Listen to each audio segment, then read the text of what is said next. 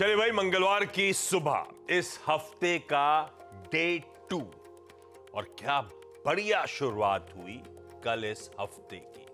In fact कह सकते हैं फरवरी सीरीज का आगाज बहुत बढ़िया पॉजिटिव नोट पे होता हुआ नजर आया। कल सुबह समीकरण थे अच्छे ग्लोबल संकेत और जिस तरह के पॉलिटिकल डेवलपमेंट्स थे कहना चाहिए अच्छे घरेलू संकेत। तो एक गैप अप के इंडिकेशंस ऑलरेडी मिल रहे थे हमको, पर डर यह था पिछले कई दिनों के मूव्स को देखते हुए बाजार का कि यह गैप अप सस्टेन होगा या नहीं होगा। तो बाजार के टेक्सचर का टेस्ट था, यह कल बातचीत में निकल के आया था। और भाई साहब, भारतीय शेयर बाजार डिस्टिंक्शन के साथ पास हुए, अगर वो वाकई कल टेस्ट था तो। हम खुले थे 21,433 पे, हमने हाई लगाए 21,745 के और उन्हीं हाईज के आसपास सेशन का कल्मिनेशन भी करा। बहुत बढ़िया सेशन कल प्ले आउट हुआ। खैर, बाजार पे आगे लौटूंगा, अब आज के दिन मंगलवार की अहमियत समझा देता हूं। एक रिजल्ट हेवी डे है। अब रिजल्ट हेवी मतलब कल 4 निफ्टी की कंपनीज के नंबर्स आने थे, उनमें से 3 बाजार बंद होने के बाद आए। तो आज खुलते ही इन पर रिएक्ट कर रहे होंगे हम। आईटीसी, एनटीपीसी, बजाज फाइनेंस, उसके ऊपर आज फिर निफ्टी की 3 कंपनीज के नंबर्स आने, कोई Larsen and Toubro, doctor Reddy's, Bajaj Finserv और जोड़ दीजिए वायदा के 5 और नंबर्स जिनका आज बेसब्री से इंतजार रहेगा। और कैश के तो बतेरे नंबर्स हैं। तो एक्शन रिजल्ट हेवी डे है। शाम को कुछ इंपॉर्टेंट आंकड़े आने होंगे। यूरोजोन का जीडीपी नंबर, खैर आजकल यूरोजोन और यूके के आंकड़े से बाजार तो एटलीस्ट रिएक्ट नहीं करता, फिर भी नजर रखनी है। लेकिन जिस पर रिएक्ट कर सकते हैं वो जो कल सुबह चर्चा में आया था, यूएस के जोल्ट्स के ओपनिंग नंबर्स जो हैं वो भी आज रिलीज होते हुए नजर आएंगे। ओपनिंग डेटा आज शाम से यूएस फेड की जो एफओएमसी है उसकी 2 दिवसीय बैठक की शुरुआत होगी। तो खैर वो आउटकम कल रात में आ रहा होगा, लेकिन आज से बैठक की शुरुआत है। और आज निफ्टी फाइनेंशियल सर्विसेज इंडेक्स, जिसे हम फिन निफ्टी भी कहते हैं, उसकी एक्सपायरी का दिन। खैर, इंडिकेशंस हैं कल के बढ़िया मूव्स के ऊपर आज फिर कुछ तेजी के साथ कामकाज होगा। 100 पॉइंट से ज्यादा गिफ्ट निफ्टी गांधीनगर से तेजी के इंडिकेशंस देता हुआ। बढ़िया है, मोमेंटम पकड़ लिया है फरवरी सीरीज में। नीरज जी से बातचीत होगी, ग्लोबली मूड बॉल है कैसा, अभी लेकर जाता हूं आपको, दुनिया की तस्वीर दिखाता हूं, उसकी डिटेलिंग नीरज जी के साथ होगी। दोनों मैचिंग अच्छा, और टाई बदल दिया आप लोगों ने। वीरू बताएंगे निफ्टी बैंक में अब कल के तगड़े अप मूव्स के बाद कैसे स्ट्रेटेजाइज करना है, और हर्षदा बताएंगे सारे इंपॉर्टेंट स्टॉक से न्यूज। लाइए भाई, ये गिफ्ट निफ्टी तो 0.5% गैप के साथ खुलने के इंडिकेशन दे रहा है। रखिए क्विकली एशिया, किस तरह का मूड मॉल हमारे एशियाई पीयर्स में। बढ़िया तस्वीर है, हरे में ही सब नजर आ रहा है लार्जली। और यूएस का हैंडओवर दरअसल बढ़िया था, 0.5% से 1.25% तीनों बेंचमार्क्स मजबूत। और अगर डाउ इंट्राडे दिखाऊं तो पहले तो एकदम फ्लैट लाइन में कामकाज हो रहा था, वो जाते जाते आखिरी के 1-2 घंटे में बढ़िया स्क्रीन पे तेजी, दिन के हाईज पे जाके डाउ सेशन की समाप्ति करता हुआ नजर आया। और कल के अच्छे मूव्स के बाद आज सुबह फ्यूचर्स फ्लैट है, बहुत ज्यादा गेन सरेंडर नहीं कर रहे हैं, अच्छी खबर। ऐसे में हुआ क्या है, इन दोनों तरह से टोन सेट कर रखी है। पिछले हफ्ते से ही बता रहे हैं ग्लोबली मूड अच्छा ही है, वो तो हम अपना सरदर्द लेके चल रहे थे। कल सेरोडॉन का इलाज हो गया, सेरोडॉन से इलाज हो गया। लेकिन मूड कैसा है भाई आज का? आज और अच्छा है, सेरोडॉन से मूड ठीक हो गया। अब आज आप फुल एंजॉय करना चाहिए आपको। क्योंकि यूएस मार्केट में फिर से और बड़ी तेजी, इकोनॉमिक साइकिल जैसी होती है। ये आपने जब कुछ अच्छा हुआ, आपने खूब एंजॉय करा, फिर हैंगओवर आ गया। थोड़ा आप एंजॉय जब करो आप तो थोड़ा सा आराम से करो, हौले हौले तो पूरी रात पार्टी चलाओगे। हाँ। और शुरू में ये सब गड़बड़ कर दिया तो फिर आज तो कोना पकड़ के बॉटम नहीं खत्म। बाजार भी वैसे ही है, हल्के करो। मूड कैसा है? यूएस में बिल्कुल वैसे ही चल रहा है, सिप करके धीरे धीरे चल रहा है। तो कल भी एक और सिप उन्होंने ली और जबरदस्त थी जी। आप देखिए S&P कितना इंटरेस्टिंग लग रहा है, उसका डेटा आप देखिए, मजा आ जाएगा आपको। कल और वो 37 पॉइंट ऊपर गया, 4928 पे 5000 के बिल्कुल करीब पहुंचने वाला है, वो रिकॉर्ड लगा रहा है वो। तीनों इंडाइसेस ज़बरदस्त तेजी है, 6 लगातार इनकी तेज़ी है 2024 में। क्यों आई है तेज़ी? बहुत छोटी सी बात है, लेकिन बड़ी बात है वो। सरकार ने अपनी बोरोइंग कम करने का एक्सपेक्टेशन दिया है। कि फर्स्ट क्वार्टर में यूएस गवर्नमेंट जो बोरो करेगी वो कम करेगी $760 बिलियन, $55 बिलियन कम। अच्छी बात है। फर्स्ट क्वार्टर मतलब ये अभी तो रिजल्ट को इलेक्शन का टाइम आ रहा है, खर्चा कम करेंगे कि सच में झूठ बोल रहे हैं? नहीं, खर्चा कम नहीं करेंगे, दरअसल ऑलरेडी बहुत कर चुके हैं तो इतनी ज़रूरत नहीं स्पेंडिंग की। तो फ़ायदा क्या है कि अब देखो जैसे ही आप बोरोइंग, गवर्नमेंट सबसे बड़ा बोरोअर है, गवर्नमेंट सबसे बड़ा लिटिगेटर होता है, पूरी दुनिया की सरकारें सबसे बड़े मुकदमेबाज होती हैं और सबसे बड़े कर्ज लेने वाले होते हैं। जब आप कर्ज लेंगे तो ब्याज पे असर आएगा, तो बॉन्ड यील्ड सही हो गई तुरंत, जो 10 साल वाली बेंचमार्क थी वो बॉन्ड यील्ड नीचे आ गई। तो वहाँ से ये स्टेटमेंट से ट्रिगर हुआ और उस ट्रिगर से फिर बॉन्ड यील्ड ठीक हुई और मार्केट में तेज़ी, सब माहौल बन गया और एक बड़ी तेज़ी का सिलसिला वहाँ शुरू हो गया। इस हफ्ते बहुत बड़ी बड़ी कंपनी, सारी जो बड़ी जायंट टेक कंपनी, उनके रिजल्ट्स आने हैं, तो मार्केट उसको रिजॉइस कर रहा है और उन सबके स्टॉक्स में अगर आप देखेंगे तो बहुत मजबूती बनी हुई, क्योंकि टोन सेट कर चुके हैं ऑलरेडी। ये नंबर बहुत ख़राब आएंगे नहीं, केवल गाइडेंस सुनना है 24 के लिए गाइडेंस क्या देते हैं वो। दूसरा एक बड़ी घटना हुई और अच्छी घटना जो भारत के लिए भी, कि क्रूड ऑयल नीचे आ गया $2 $3 बावजूद इसके कि जॉर्डन में 3 अमेरिकी सैनिक मार दिए गए हैं और 34 घायल हैं। एक ड्रोन अटैक हुआ है, आरोप ये लगाया जा रहा है कि ईरान की तरफ से हुआ है। अभी सर्टेन नहीं कहाँ से हुआ, लेकिन कहा रहा है कि ईरान की तरफ से हुआ है ड्रोन अटैक। वहाँ के जो हौती वगैरह ये लोग करते रहते हैं। इससे पेंटागन बहुत चिंतित है, वहाँ का जो डिफेंस हेडक्वार्टर यूएस का। तो लेकिन बाजार ने उसको नोटिस नहीं लिया, क्रूड $2 गिर गया इस घटना के बावजूद, जबकि ये बहुत बड़ी घटना है। जियोपॉलिटिकल टेंशन कि यूएस के 3 सैनिकों को मार देना बहुत बड़ी बात होती है, लेकिन उसके बावजूद क्रूड नीचे गिरा, क्योंकि फंडामेंटली सप्लाई बहुत ज़्यादा है यूएस क्रूड ऑयल की सब तरफ से, तो इसलिए वो गिरा। एक चीज़ खाली यहाँ पे हाईलाइट करता हूँ, सब कुछ अच्छा है। ये जो घटना हुई है ना यूएस की, ये कारपेट के नीचे दबा दी गई है, कोई इस पर नोटिस नहीं ले रहा, मार्केट रिएक्ट नहीं कर रहा है, कोई हार्श कमेंट नहीं आ रहा है, केवल पेंटागन चिंता कर रहा है। हो सकता है 10-15 दिन बाद आपको ये घटना बहुत बड़ी लगने लगे, इसलिए इसको भूलिएगा मत, ध्यान रखिएगा, आपको दोबारा बताएंगे। चौथी चीज़ एक ये हुई कि हांगकांग के कोर्ट ने एवरग्रांडे को लिक्विडेट करने के लिए कह दिया है, लेकिन मेन लैंड का एक लीगल सिस्टम डिफरेंट है, इम्प्लीमेंट होगा कैसे, इसलिए मार्केट इस पर रिएक्ट नहीं कर रहा है। नहीं तो वो भी $250-300 बिलियन का मामला है। हालांकि उसमें ज़्यादातर फॉरेन वाले बॉन्ड्स निकल चुके हैं, बहुत बड़ी चिंता नहीं है, लेकिन चाइना के लिए प्रॉब्लम हो सकती है अगर वो लिक्विडेट हुआ तो इन सारे कंसर्न को दूर करते हुए पार्टी चल रही है यूएस में, कोई दिक्कत नहीं है। क्रूड नीचे आ गया तो आपकी पार्टी कंटिन्यू होनी चाहिए। इंटरेस्टिंग है, ये अटैक तो फिर बड़ा है, बहुत बड़ा अटैक है ये। मार्केट स्क्रीन देख के कुछ लगा ही नहीं ऐसा कुछ हुआ है। किसी ने नोटिस तक नहीं लिया है। ये इसलिए मैं कह रहा हूँ इसको भूलिएगा मत, मैं आगे कोई डेवलपमेंट होगा तो आपको बताऊंगा, क्योंकि अचानक से आपको बहुत बड़ी घटना देखने लगेगी क्योंकि वहाँ पे बहुत प्रेशर है बाइडेन के ऊपर कि आप इसको काउंटर करिए, कुछ करके दिखाइए आप। यूएस का एक भी आदमी या मतलब एक भी सैनिक उनका जब मरता है ना तो बहुत बड़ी घटना हो जाती है। चलिए भाई, अभी तो सब ठीक है, सब चंगा सी, लेकिन कुछ इफ्स एंड बट्स लगा दिए इन्होंने जिस पे हमें अब पैनी नजर रखनी होगी। पर अभी यूएस के मार्केट्स बढ़िया मूड माहौल बनाए कायम नजर आएंगे। पेंटागन वही बिल्डिंग है जो एक समय दुनिया की सबसे बड़ी ऑफिस स्पेस होती थी, जिसको हमारे सूरत डायमंड बोर्स ने पिछाड़ दिया है। अब सबसे बड़ी ऑफिस बिल्डिंग हमारी है। खैर, कल का बाजार स्क्रीन पर रखिएगा, बहुत बढ़िया मूव्स। और हाँ, एक बात यह है कि कल का टॉक ऑफ द टाउन तो रिलायंस इंडस्ट्रीज था। अगर कोई सेंसेक्स 1200 पॉइंट चला था तो उसमें से 550-600 पॉइंट का कंट्रीब्यूशन ऑलमोस्ट 45% तो सिर्फ रिलायंस इंडस्ट्रीज ने करा था। खैर, ना सिर्फ आरआईएल, एक्स ऑफ आरआईएल भी कुछ हैवीवेट्स थे जो बढ़िया तरीके से कंट्रीब्यूट करते हुए नजर आए, पर ये इसने कल लाइमलाइट हॉग कर रखी थी और बाइंग बढ़िया थी। एफआईएस एटलीस्ट बेचते नजर नहीं आए, 100 करोड़ के आसपास का नेट इन्फ्लो ही आया और डीआईएस ने कल गजब की खरीदारी करी है।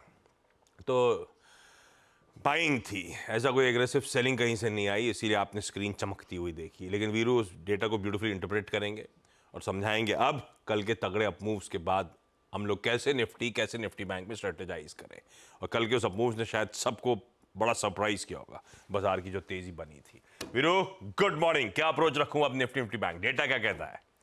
गुड मॉर्निंग आशीष, गुड मॉर्निंग जी, गुड मॉर्निंग हर्षा। देखिए, कल जो आपने शुभ शब्द का इस्तेमाल किया ना, एक टेक्सचर का टेस्ट था, शुरुआती आधे घंटे में पूरा कर लिया था उस टेस्ट को निफ्टी ने। हमारा जो पॉइंट था threshold point, the 20-day exponential moving average, और जो सीरीज कल कमेंसमेंट वो मैम commencement शीट होता है। प्लीज,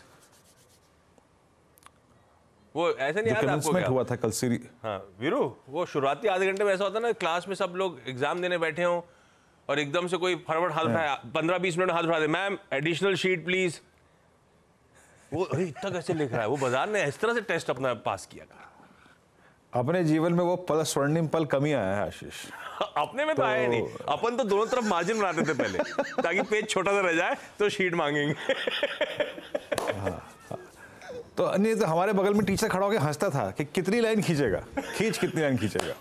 खैर आते हैं स्ट्रेटजी पे आते हैं आशीष। देखिए वो थ्रेशोल्ड पॉइंट सुबह ही निफ्टी ने शुरुआती आधे घंटे पार कर लिया था।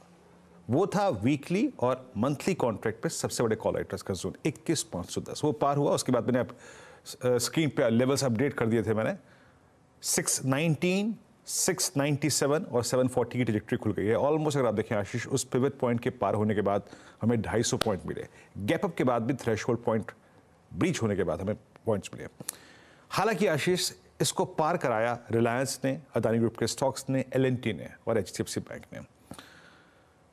अभी वो लेवल पार नहीं कर पाया बैंक निफ्टी। कल बैंक निफ्टी का एग्जैक्टली जो इंट्राडे हाई था, दैट्स 100-day एक्सपोनेंशियल में गया, एग्जैक्टली वहीं पे गया और वहीं से पुल बैक लेकर पीछे आ गया। ज्यादा अच्छी स्ट्रेंथ निफ्टी में है, इसमें कोई राय नहीं है, कंसिडरिंग रिलायंस। स्टैट्स जैसे कि आपने समझा दिया, FIs के 110 करोड़ रुपए की बाइंग, 3221 करोड़ रुपए की बाइंग। अब बात यह है आशीष कि FIs जो कि करीब 99,000 शॉर्ट कॉन्ट्रैक्ट लेके खड़े हैं और उनकी उस शॉर्ट ट्रेजेक्ट्री से अगर इंडेक्स लगभग 350-400 पॉइंट ऊपर आ गया है तो ये एक और शॉर्ट कवरिंग का जो थ्रस्ट है वो जनरेट कर सकता है। याद रखिएगा कल FIs ने 1137 करोड़ रुपए का इंडेक्स बाय किया, 2144 करोड़ रुपए का स्टॉक फ्यूचर बाय किया, 72,000 कॉन्ट्रैक्ट स्टॉक फ्यूचर्स में लॉन्ग थे, लेकिन इंडेक्स में आशीष मात्र 4300 शॉर्ट कवर हुए हैं और करीब 5300 कॉन्ट्रैक्ट लॉन्ग गए हैं। दैट मीन्स अभी भी वो अगर आप डायग्राम को देखें जो HDFC बैंक के नंबर्स के बाद कोलैप्स हुआ था उसमें बहुत ही थोड़ी सी कवरिंग है and still they hold approximately 99,000 contract on short side. तो ये एक बड़ी चीज होगी उसकी कवरिंग। मैं कैसे अप्रोच करूंगा? देखिए अगर आपके पास कल के लॉन्ग हैं प्लस अगर आज को आपको डे ट्रेड करना है तो कैसे करें? अगेन आशीष कल के बड़े मूव के बाद जहां पे कॉल राइटर्स, देखिए अब निफ्टी पे कोई एवरेजेस का रेजिस्टेंस नहीं है, अब बस हमें थोड़ा सा रेफरेंस लेना है कॉल राइटर्स के जोन से। कल की प्लेसमेंट के मुताबिक चाहे वो वीकली हो चाहे मंथली हो, थोड़ा बहुत रेजिस्टेंस 21,800 पे था और सबसे स्ट्रॉन्ग पुट राइटिंग कल 21,600 और 500 की स्ट्राइक पे हुई है। अब अगर आप पिरामिड्स को देखें 21,800 पे 31 लाख, उसके बाद 22,000 पे 42 लाख और नीचे 21,600 और 21,500 पे सबसे स्ट्रॉन्ग पुट राइटिंग हुई है। पिरामिड्स ये बात आपको क्वाइट सिंपली अगर आप देखें रिफ्लेक्ट कर रहे हैं आशीष। मेरी अप्रोच क्या रहेगी? देखिए ऐसे अगर आपके पास कल की लॉन्ग है बहुत अच्छी बात है, बट थ्रेशोल्ड पॉइंट एक बार आज के लिए क्या फिर होगा? लेवल्स लेके आइएगा स्क्रीन पे। याद रखिएगा निफ्टी अगर स्पॉट में ट्रेजेक्ट्री पार करता है 21,807 की, इसके ऊपर सस्टेन कर रहा है पोस्ट ओपनिंग, तो आपके लिए 846, 888, 923 और 947 के क्लस्टर जो है वो आशीष खुल जाएंगे। डे ट्रेडर्स स्पेशली 923 और 947 के जोन में एक बार प्रॉफिट्स बुक करने के बारे में सोचें और ड्यूरिंग द डे अगर कोई भी कोलैप्स आता है तो याद रखिएगा अब यहां पे बेस की बात नहीं करेंगे, बेस है कल का 623 के आसपास। क्यों? क्योंकि सबसे स्ट्रॉन्ग पुट राइटिंग हुई है। बट अगर एक 100 पॉइंट का गैप अप और मिलता है और आप 800 की ट्रेजेक्ट्री के स्पॉट ऊपर निकलते हैं तो उस सर्कमस्टेंसेस में 750, 710 तक का यानी प्रीवियस क्लोज से थोड़ा सा और नीचे तक का डिप आप बाय कर सकते हैं, स्पेशली 710 तक का आशीष। मैं ऐसे अप्रोच करूंगा निफ्टी को और हमारे पास स्ट्रॉन्ग और स्ट्रेंथ के कंट्रीब्यूटर्स हैं अभी। निफ्टी बैंक में वो पशुपेश वो दुविधा अभी है। याद रखिएगा कल का जो हाई था वो और आज की अगर मैं कैलकुलेशन को उसमें जोड़ लूं तो करीब 45,650 की ट्रेजेक्ट्री में आपका 100-day एक्सपोनेंशियल मूविंग एवरेज आता है आशीष, और उसको डिफेंड करने के लिए कॉल राइटर्स विजिबल हैं। ये जो ब्लू वाइल्ड कैंडल आप देख रहे हैं ना आशीष, ये वही है और उसके बाद 46,000 पे 45,500 पे कल पुट राइटिंग हुई है, 45,000 पे भी पुट राइटिंग हुई है। एक बात याद रखिएगा, निफ्टी बैंक के ट्रेड में रेजिस्टेंस की प्लेट लेके आइएगा। ये जो पहला क्लस्टर है 45,657, that's 100-day exponential moving average, ये पार हो तो अ स्विंग टुवर्ड्स 821, 880 और 46,010 तक का पॉसिबल है। ये उस डिफरेंशियल को पूरा करने की कोशिश करेगा जो कल परसिस्ट कर रहा था between Nifty and Nifty bank. और एक और चीज़, अगर डिप मिल रहा है, जैसे कि कल बैंकेक्स के एक्सपायरी के दौरान हमें एक डिप मिला, एनी डिप टुवर्ड्स 45210 आशीष as of now with these stats, वो भी बाय के लायक होगा। बट थ्रेशोल्ड पॉइंट है 45,657, 100 डे एक्सपोनेंशियल मूविंग एवरेज। आशीष, ब्यूटीफुल। ये है निफ्टी बैंक का आज का हमारा अप्रोच। बाजार पे जब चर्चा चली रही है तो एक बाजार में बहुत ज्यादा चर्चा चलती है एक्सटेंडेड ट्रेडिंग आवर्स की। सब तैयारी कर रहे हैं उसकी, शाम 5 बजे तक, उसके बाद पता नहीं शायद 7 बजे तक कुछ होने वाला है। कब होने वाला है? कल सेबी चेयर माधवीपुरी बुच ने एक बातचीत में उनसे कुछ उन्होंने extended working hours, trading hours पे कहा है कुछ। पहले वो सुनाता हूं आप लोगों को। ट्यूसडे की एक बढ़िया सी रिलीफ टाइप नजर आएगा आपको। There are very divergent views and diverse views right now, even amongst the broking community. At the moment, my understanding is that the broking community itself is divided. It's a divided house. भाई साहब, अभी तो सहमति बनी नहीं रही है। Broking community खुद ही डिवाइडेड है, तो अभी तो टेंशन लेने का कुछ नहीं है। अभी ऐसा कुछ नहीं हो रहा है, ऐसा लग रहा है मैम की बातों से। फरवरी में हाँ। इस पर फैसला होगा, हाँ या ना। अरे डरा क्यों रहा? अभी अपन ने धक्का दिया था, हाँ ना का बाइनरी इवेंट बना दिया आपने। नहीं, बाइनरी है, फरवरी में डिसीजन होगा। मैं नहीं कह रहा हूँ हाँ या ना, हाँ या ना का डिसीजन अभी होगा। मैम ने हिंट दिया ना, सहमति नहीं बनी है। चौहान साहब को सहमति चाहिए। चलिए, अभी ये इनकी बातों में अपन रिलीफ तरफ लेके चलते हैं आज के सेशन के लिए। ये अभी फिलहाल एक्सटेंडेड आवर्स नहीं देखने को मिलेंगे, at least for the time being. Harshada के पास चला जाए। बहुत सारे इंपॉर्टेंट नंबर्स और बहुत इंटरेस्टिंग स्टॉक्स की न्यूज है आज। हर्षदा, अप फ्रंट सुबह सुबह कौन सी रडार पर रखनी है? Good morning. गुड मॉर्निंग आशीष। दिग्गजों में आईटीसी और बजाज फाइनेंस। आईटीसी के केस में हम वैसे भी कह रहे थे कि नतीजे फीके रहेंगे, ठीक वैसा ही परफॉर्मेंस देखने को मिला है। मुनाफा 10% बढ़कर जरूर आया 5,572 करोड़ पर, लेकिन यहाँ पर एक टैक्स क्रेडिट का आंकड़ा है और हायर अदर इनकम से फायदा मिला है। रेवेन्यू एकदम फ्लैट है, सिर्फ 1.5% की ही ग्रोथ देखने को मिली। EBITDA में करीब 3% तक का डिक्लाइन है। मार्जिन अनुमान था 37.7% पर आएंगे, लेकिन ये आए हैं 36.6%, यानी कि ज़्यादा दबाव देखने को मिला है। नजरें रहती है कि वॉल्यूम ग्रोथ क्या उभर कर आई है सिगरेट बिजनेस में। तो सिगरेट वॉल्यूम्स एकदम फ्लैट है, अनुमान था 0 to 2% तक की ग्रोथ यहाँ पर देखने को मिलेगी। तो जैसे पिछले क्वार्टर में थे वैसे के वैसे रहे हैं। हाँ, होटल बिजनेस का रेवेन्यू बढ़ा है करीब 18%, यहाँ पर EBITDA में 57% की ग्रोथ देखने को मिली है। FMCG बिजनेस में हमने देखा है करीब 7% से ज़्यादा का रेवेन्यू ग्रोथ है। एग्री बिजनेस एक ड्रैग है। पेपर बोर्ड और पैकेजिंग बिजनेस में भी ज़्यादा कुछ तेज़ी नहीं देखने को मिल रही है।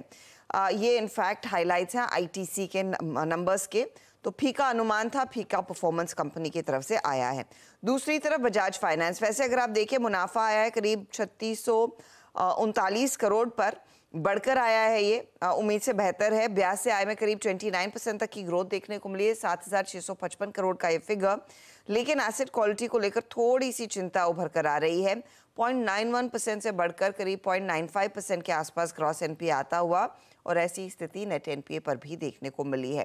कंपनी कह रही है 400 करोड़ का इन्वेस्टमेंट ये बजाज फाइनेंशियल सिक्योरिटीज़ में करती हुई दिखाई देगी, एक या अलग अलग ट्रांचेस में। एनटीपीसी के नंबर्स पर भी अगर आप गौर करें तो यहाँ पर भी कोई आतिशबाजी है नहीं। नंबर्स ठीक ही है। मुनाफे में करीब 2% का इजाफा, रेवेन्यू 4% घटकर आया है, EBITDA पर ज़्यादा प्रेशर रहा है। मार्जिन 32% के 25% पर आए हैं। तो कुछ कमज़ोर नंबर्स उभर कर आ रहे हैं एनटीपीसी के लिए। मैरिको के केस में अगर आप ध्यान दीजिएगा, और मैरिको का आपको याद होगा Q3 का जो अपडेट था वो इतना कुछ स्ट्रॉन्ग नहीं था। मुनाफे में करीब 16% तक की ग्रोथ कंपनी ने दर्ज की है, 386 करोड़ का ये फिगर है। रेवेन्यू घटा है करीब 2%, EBITDA में 12% का इजाफा। मार्जिन्स अनुमान था 21% का, 21.5%, 21.2% पर मार्जिन्स आए हैं। तो मार्जिन्स इन लाइन है। कंपनी कह रही है कि पैराशूट में 3% की वॉल्यूम ग्रोथ है, लेकिन वैल्यू ग्रोथ नहीं है। वैल्यू है एडिड हेयर ऑयल सेगमेंट में वैल्यू ग्रोथ देखने को मिल रही है 3% की। सफोला में अनुमान था वॉल्यूम डिक्लाइन का, और ठीक वही आया है। Mid single digit volume decline देखने को मिला है और वैल्यू डिक्लाइन ज़्यादा रहा है। कंपनी कह रही है लेकिन एनवायरनमेंट थोड़ा सा Q4 में पॉजिटिव हो सकता है, तो वो स्टॉक आप रेडार पर रखेंगे। वोडाफोन के नंबर्स आए हैं। लॉस इनफैक्ट 6985 करोड़ पर आया है, थोड़ा सा नैरो हुआ है क्योंकि एक एक्सेप्शनल गेन का आइटम था। सब्सक्राइबर लॉस बड़ा है, कैपेक्स 330 करोड़ का कंपनी कह रही है। आज 2:30 बजे कॉन कॉल है, उसमें शायद खुलासा होगा फंड रेज पर। 2000 करोड़ के फंड रेज का अनुमान बाजार लगा रहा था, उस पर अपडेट आना बाकी है। तो ये कुछ स्टॉक्स है जिस पर आज नजरें रहेंगी। कल गेल के नतीजे आए थे, बहुत बढ़िया परफॉर्मेंस था। गेल की तरफ से एक और अपडेट ये आया है कि एक LNG परचेज अग्रीमेंट एडनॉक के साथ, दरअसल यानी कि Abu Dhabi national oil company के साथ इन्होंने साइन किया है, और ये इनफैक्ट एक और चीज है जो स्टॉक को आज फ्लेवर में रखेगी। और रखिए तमाम स्टॉक्स अपने रडार पे। और भी डिटेल लिस्ट 8:30 बजे लेकर आएंगे, लेकिन इस समय एक छोटा सा ब्रेक के उस पार आज के दिन का इवेंट्स कैलेंडर और आज की कमोडिटी स्ट्रैटेजीज।